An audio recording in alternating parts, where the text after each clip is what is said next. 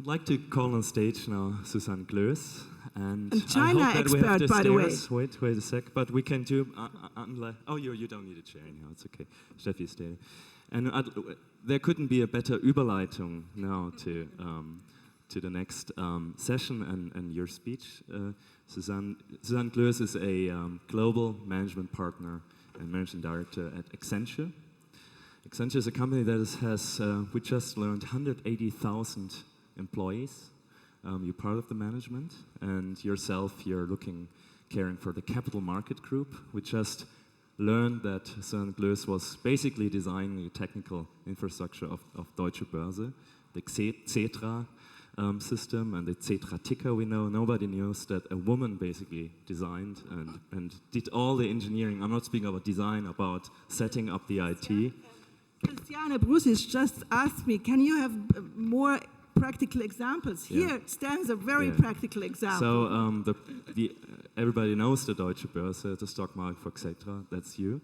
And that's over $1 billion you look after. But one thing, and you will speak about talent, about strategy, about a very global view on talent and strategy, and why, and we wouldn't like to speak about what you speak, because you will speak, but it's just interesting. We learned also that Accenture has built 60,000 people, employees base in India in 3 years. And I think that is very important to understand what happens right now in this world. And when we just with Orly said we would like to be more global, this is the world, how it's changing. You will speak about that and how everything comes together. We're very happy.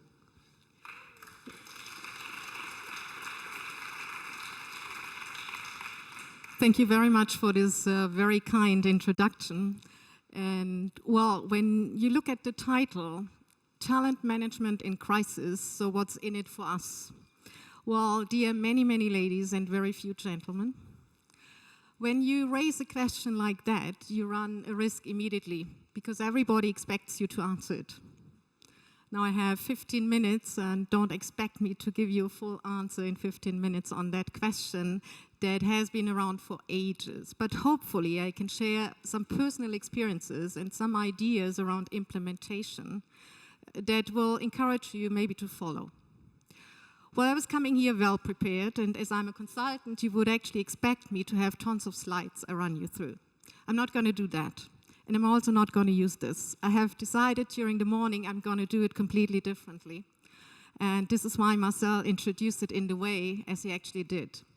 When I was listening to all the various topics this morning, there was one I was actually missing, and that was around globalization.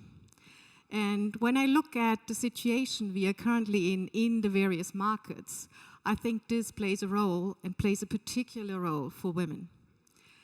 When you look at our industry, there were 3 economic power centers. It was Japan, the US, and Europe. I would argue this time is about to be over. We will have many, many more economic power centers.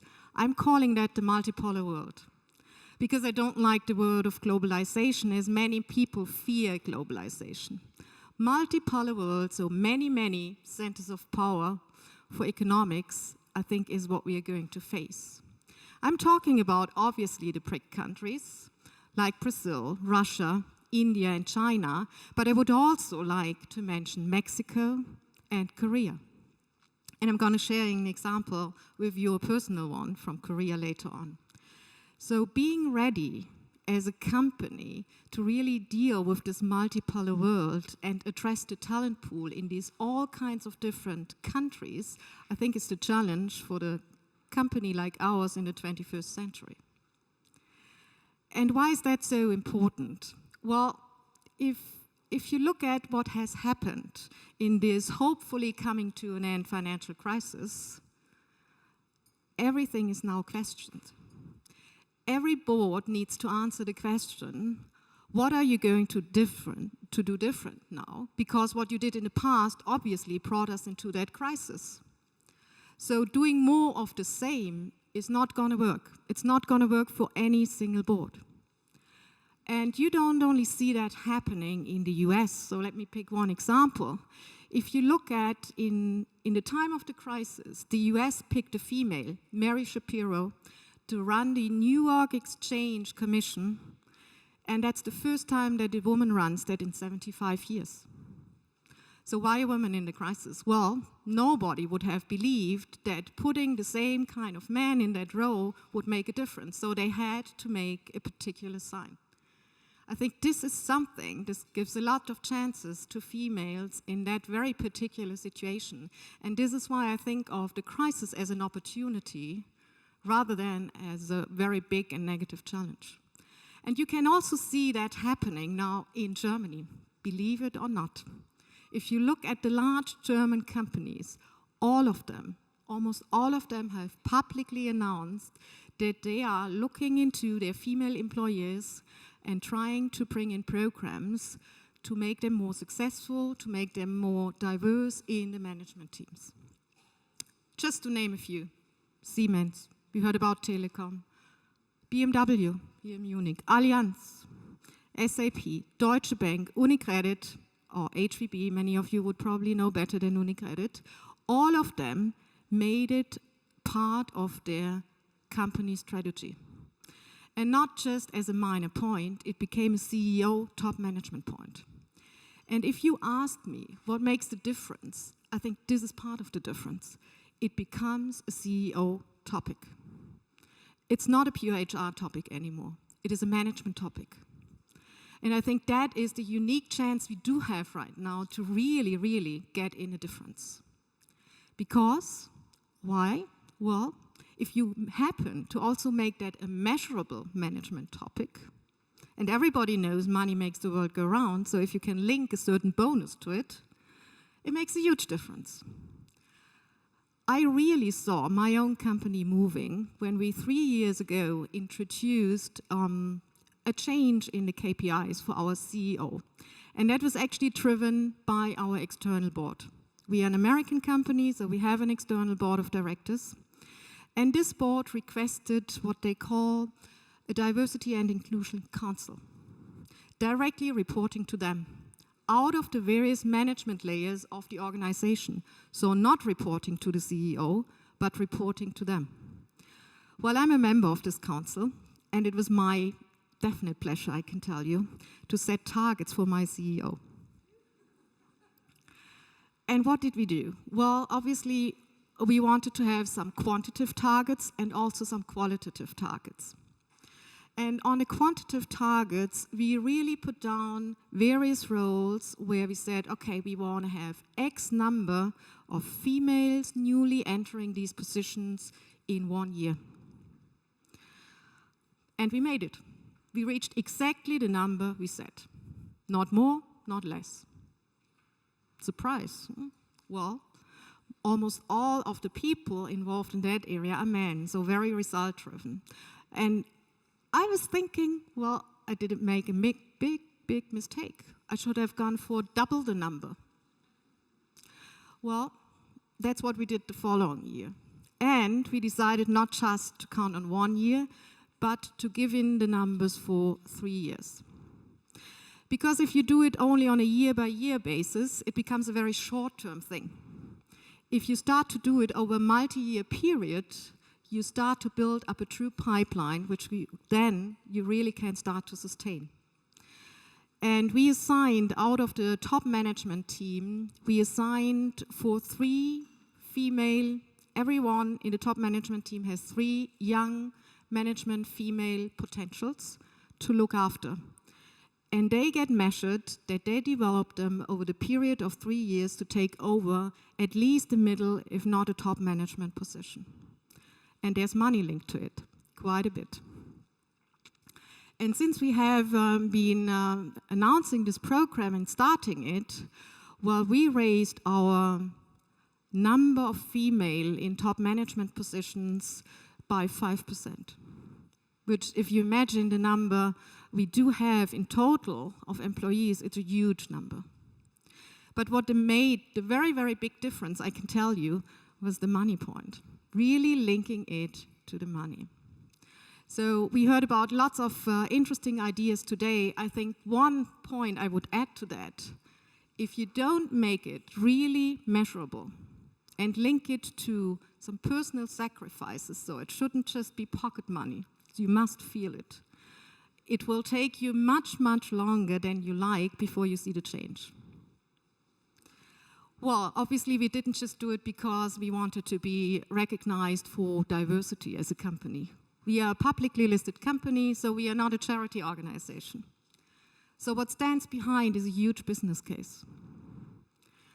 And not in terms of, well, we don't pay women as much as we pay men, so it's much cheaper to have them in management positions. No, we have equal salaries because we are an American company and you are not allowed to make differences, otherwise I wouldn't be that sure. But we are a consultancy company, at least to a very big portion. And we live from the ideas our people bring to the table, the innovation and the new creativity they bring to the table so we can sell it to our clients. And with this mix, from the very top all the way through, we have much more creative ideas. Because the people come with a different thinking and with a different background. And that gives different perspectives. So we get many, many new ideas. Well, there's a bit of a downside to it as well. All of the stuff that is out there so far gets questions, much more. But at the end, this is good as well, and we had to change many of the management meetings to actually adhere to that changing culture. Now, how did that help me personally? Well, it's about 6.5 years ago, when I received a phone call from one of my former team members who actually worked with me on this Xetra project. He's a Malaysian, and he called me and said, Susanne, I'm here out in Shanghai, and there's a great opportunity. This capital market needs to get restructured. Can you come and help? It was the time when we had all the internet struggle here in Germany, and to be honest, I was really looking for a new challenge. Everything was going sour here, and it was not really fun to be in business. So I said, I come. And my question to him was, well, but what will it be like to go there as a female? And he said, don't worry, it's not going to be an issue. I said, okay. It would be an issue if you wouldn't have a hierarchy or a title, but you do have that, so don't worry, it doesn't matter. And he was right. So I went there. And what was supposed to be one meeting with the government and the exchange over there held me there for 3 years. And what we did together was actually restructuring the capital markets in Shanghai, making this exchange an open one so that foreigners could start to work on it and that IPOs could be launched. And if you now look at these initial public offerings of companies, the biggest ones in 2010 and 2009 were listed where? At the Shanghai Stock Exchange.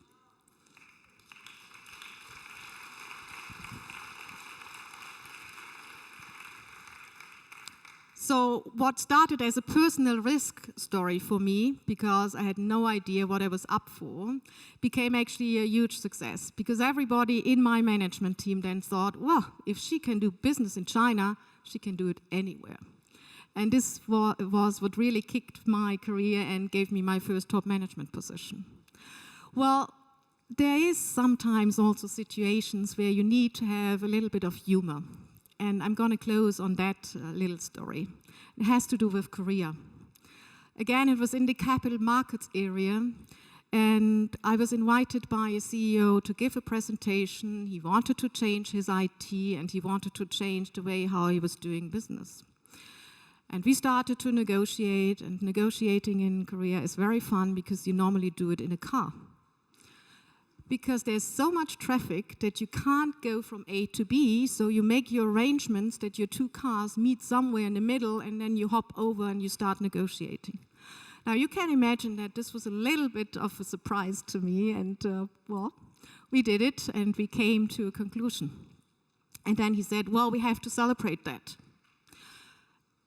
I said, okay, celebrating is always a good idea. And he said, well, we're going to do it in a club. Okay, so I was getting dressed up and meeting him at the club and some more people out there, and I recognized it's a nightclub. So we went in, and he was very proud and announced the deal and had champagne there. And we entered the table, and all of a sudden, it was all men, and me as a European woman, all of a sudden, everybody got a very pretty female assigned, including me. I would call that really diversity. So at that moment, I recognized, well, okay, this is going to be an interesting evening at least. What am I going to do with this lady?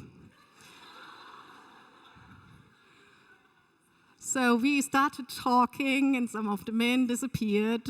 We stayed at the table, and I learned a lot about nightclub living this evening, I can tell you. But at the end, it was a huge honor because he treated me exactly as anybody else in his team. So I survived it. I didn't leave the table, but I had a great evening. So I would encourage you, try the unknown.